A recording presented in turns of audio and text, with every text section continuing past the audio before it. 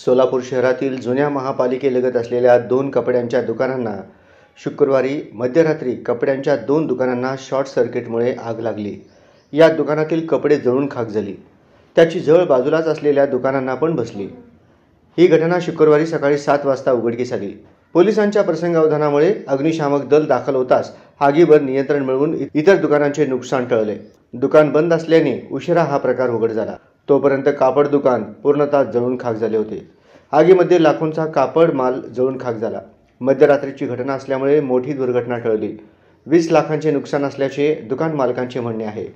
मनोहर दासरी आणि जय विजय पवार यांच्या मालकीची ही दुकाने आहेत। या दोन्ही दुकानाच्या जवळच विद्युत डीपी आहे। दुकानदारांनी दिलेल्या माहितीवरून वारंवार या ठिकाणी डीपीमध्ये शॉर्ट सर्किट होते। यामुळेच ही आग लागल्याचे त्यांचे म्हणणे आहे। ही घटना सकाळी समजताच या ठिकाणी भक्तांची मोठी गर्दी झाली होती। अग्निशमन दलाने सामूहिक प्रयत्न केल्याने आग आटोक्यात आली। मुख्य बाजारपेठेतील मोठी दुर्घटना टळली।